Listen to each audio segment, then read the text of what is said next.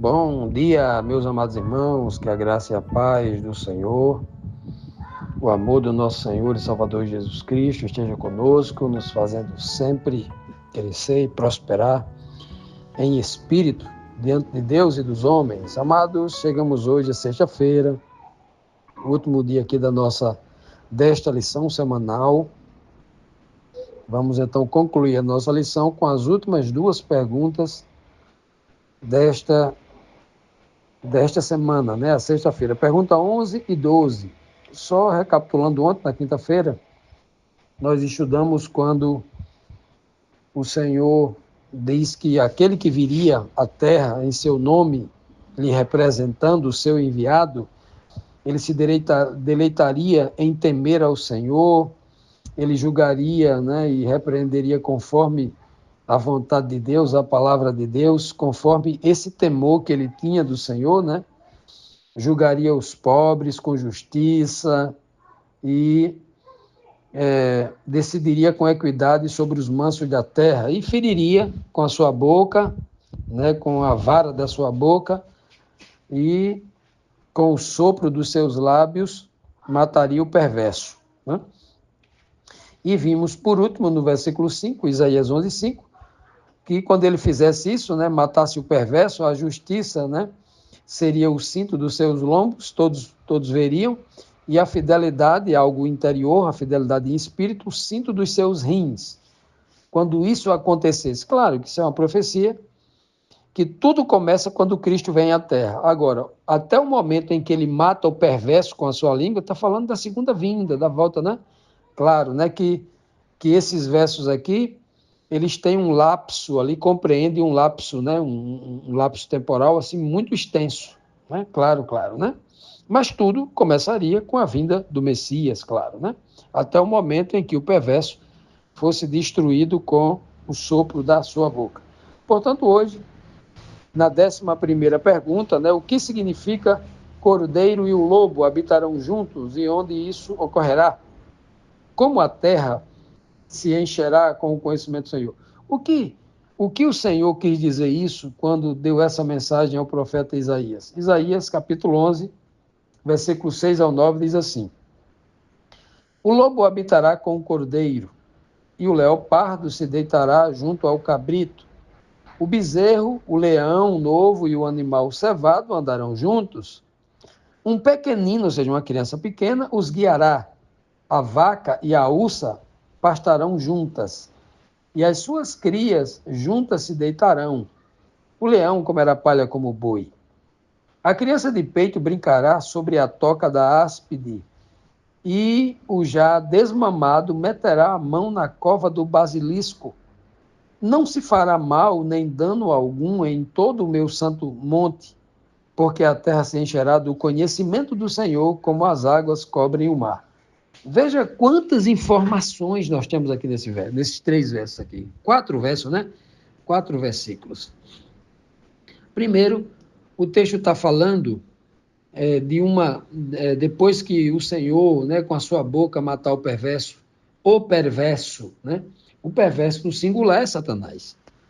O perverso no plural é todo homem que segue os ensinamentos de Satanás. Né? Então está muito amplo ali. Então, quando isso findar, obviamente começa a nova terra, começa o reino de Deus eterno, onde as pessoas não morrem mais. Né?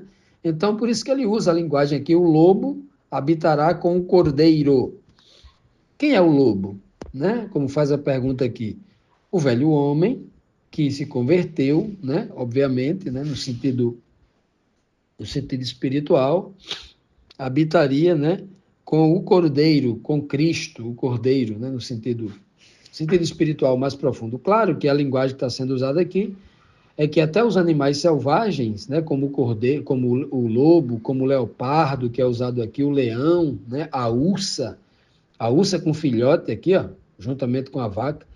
Claro que a linguagem aqui está falando aqui, usando literalmente animais selvagens que matam para sobreviver, o lobo mata o cordeiro para comer, né?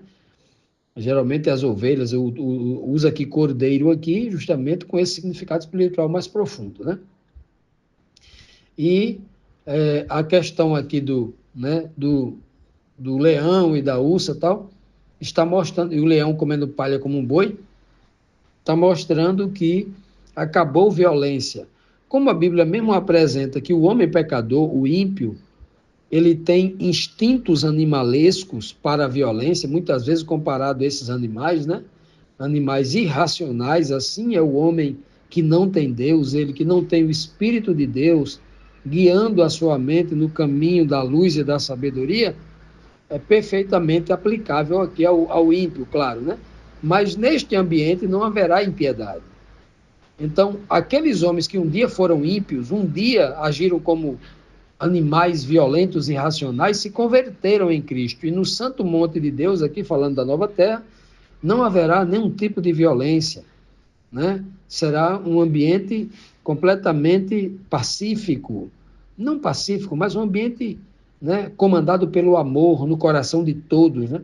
Diz até que uma criança recém-nascida, né, brincará na toca da áspide. E lá vai ter áspide, um animal que se intoca com medo de outro? Claro que não, aqui é uma figura de linguagem mostrando que não haverá nenhum perigo. É uma linguagem que é uma figura de linguagem, uma metáfora mostrando a plena e total segurança, um ambiente perfeito, né? Animais peçonhentos aqui como basilisco, não haverá isso lá, né?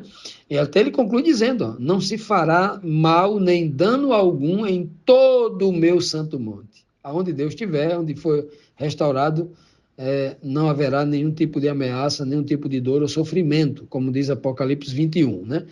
Ele diz aqui o porquê, porque a terra se encherá do conhecimento do Senhor. Mas tão grande esse conhecimento que é como as águas cobrem o mar. Que coisa, né? Imagine o nível de conhecimento. Você já parou para olhar para o mar, para o oceano e ver a dimensão, como ele é grande? Os seus olhos nem conseguem enxergar um 0,1% do oceano. Mas pare de frente de uma praia para você ver a quantidade de riqueza que tem ali, que você não sabe o que tem ali dentro, né? Então, está falando desse conhecimento. O povo ainda, os cristãos, muitos não pararam para entender que a solução do cristianismo vem do conhecimento. Conhecimento é tudo. Eu não estou falando aqui como do conhecimento acadêmico. Eu não estou falando aqui do acúmulo de informações. Eu estou falando do conhecimento de Deus, o conhecimento espiritual. Por isso que Cristo falou que a salvação é conhecimento. A vida eterna é esta, salvação, vida eterna.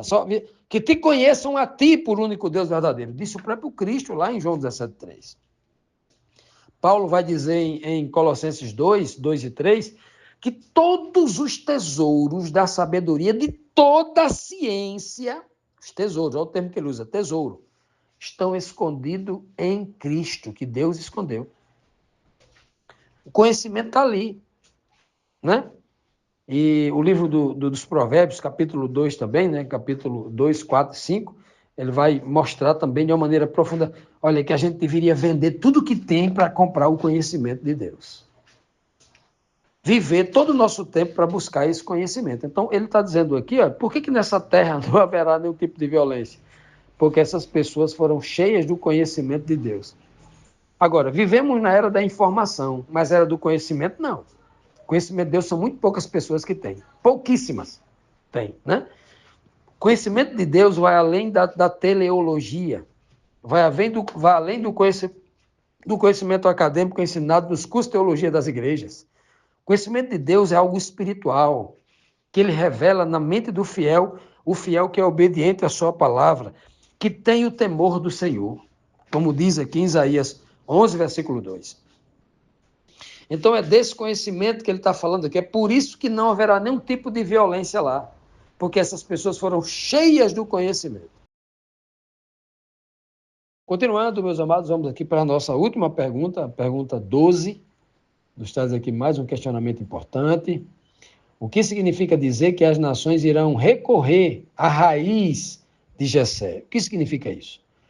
Que tipologia há em dizer que a raiz de Jessé foi posta por estandarte entre as nações? O que significa isso?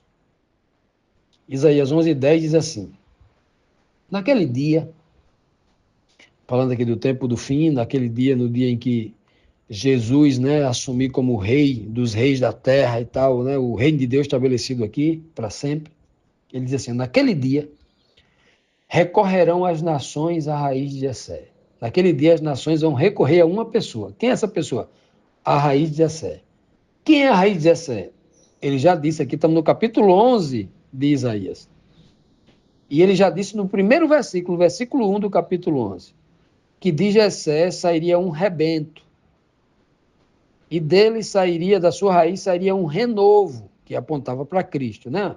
Então, naquele dia, todas as nações, as pessoas salvas de todas as nações, quando Deus estabeleceu o seu reino eterno, irão procurar quem? Aquele que saiu da raiz de Jessé. Ah, quem é esse? Apocalipse, lá 22, vai dizer que Jesus Cristo é a raiz de Davi, ou seja, a raiz de Jessé. Jessé é pai de Davi. A raiz de Davi, a estrela da manhã, ele vai dizer lá, né? Olha que coisa linda, ele é o descendente e a raiz de Davi, que está posta por estandarte dos povos. Então, todo mundo vai buscar esse que é a raiz de Jessé, que foi posto por Deus como estandarte dos povos. O estandarte é um bandeirinho, uma bandeira no mastro, que ele vai à frente de um exército, de um povo, e o povo vai guiado por aquele estandarte. Aquele estandarte vai à frente. E aquele estandarte, ele é muito rico em símbolos. Em símbolos. Então, aquele estandarte, dentro dele, vai uma mensagem, mas muito, muito ampla, muito diversa, muito abrangente, explica tudo. É um resumo dos objetivos daquele povo, do que aquele povo crê, da missão daquele povo, da sua cultura, do seu caráter. O estandarte tem tudo isso. É tanto que cada tribo de Israel tinha um animal por símbolo, né? Uma tribo tinha o touro como símbolo, outra tribo tinha uma águia, outra tribo tinha um lobo, outra tribo tinha um leão, né? Judá, por exemplo, o estandarte da bandeira da tribo de Judá era um leão, né? Porque o Jacó, quando foi dar a bênção a Judá, a bênção, né, dos primogênitos, né? Ele disse que Judá era como um leãozinho que subia, né, com fome ali para se alimentar e tal. Então, olha que coisa interessante, um leão novo, né? É o que diz lá. Então, veja que no estandarte, no símbolo ali, diz muita coisa. Ora, e se a gente parar, e deve fazer isso, todo cristão de verdade faz isso, né? Parar para meditar sobre a vida e a obra de Jesus Cristo. Nele estão escondidos todos os tesouros da sabedoria e toda a ciência. Se alguém quer conhecer Deus, tem que conhecer a Cristo. Nós não temos acesso direto a Deus, de chegar e sentar com Ele, falar olho no olho, face a face, fisicamente falando. Nós temos um mediador que nos leva, Ele é quem nos leva até o Pai. Se Ele não pegar na nossa mão, a gente não chega diante do Pai nunca, espiritualmente falando. Ele está entre Deus e os homens. É Jesus Cristo. Então, nele está toda essa... Ele é o estandarte. Nele está toda essa simbologia tipificada. Nós precisamos olhar para Cristo e entender tudo nele. A graça de Deus foi revelada através de Cristo. O modelo de fé na pessoa de Cristo. A graça foi estampada nas ações, né? Nas ações e na pregação que Cristo nos ensinou. A justiça para com o ímpio, a condenação dos ímpios, né? A verdade, como deve ser. Então, toda a justiça, de forma muito ampla, o Pai nos enviou, tudo através de Cristo. Então, nosso exemplo, tudo é Cristo Jesus para a gente. É preciso, por isso que Paulo vai dizer inúmeras vezes que ele pregava o Evangelho de Cristo, né? Cristo. E Isaías está dizendo bem claramente aqui, no versículo 10 aqui do capítulo 11 de Isaías, que todas as nações iriam recorrer à raiz de Jessé, ia recorrer a Jesus Cristo, né? Que foi posto por Deus por estandarte para os povos. Olha só que coisa linda. Então, ele foi posto quando? Aqui está falando do tempo do fim, logo depois da nova terra, quando os animais ali, não haverá mais violência, dano algum, quando foi estabelecida a vida eterna. Mas espera aí, eu só vou procurar Jesus Cristo como meu estandarte, vou só que eu recorrer a Ele quando estiver na vida eterna? Não. Eu preciso fazer isso hoje, né? Eu preciso fazer isso hoje para que eu possa compreender lá. Preciso fazer isso agora. Tenho que buscar Jesus hoje, né, como meu estandarte. Por isso que eu preciso estudar sobre Jesus Cristo. Quem é Ele, o que Ele fez, qual a sua obra, por que Ele veio, né? Por que Ele foi tão obediente ao Pai, em que ponto, como Ele revelou o caráter do Pai para a gente. O que significa cada palavra que ele falou sobre o reino de Deus, que ele já está em nós, já está operando em nós aqui. Eu preciso conhecer isso para que eu me prepare em espírito para este momento, para este lugar, aonde o leão comerá palha como boi, aonde os animais predador e presa, né, lobo e cordeiro viverão juntos, sem violência, sem morte, né? Eu preciso entender isso, né? Preciso viver isso hoje. Porque ele diz aqui, ó, a glória lhe será a morada, ou seja, a morada será a própria glória de quem? Dos povos que têm a raiz de Jessé como sua bandeira, como seu estandarte. A glória serão para estes.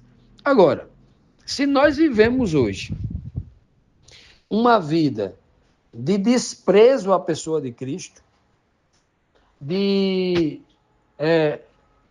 não querer, de nenhum interesse para com a palavra da verdade, o conhecimento do Senhor que vai encher toda a terra, como nós lemos aqui no texto anterior, né, nos versículos anteriores. Se a gente não busca isso, como é que a gente vai recorrer ao estandarte, que é o símbolo de todo esse conhecimento? Como é que a gente vai fazer isso, se nós não buscarmos hoje? Então, hoje é o dia, agora é o tempo de nós buscarmos a Cristo como estandarte de Deus posto para todos os povos.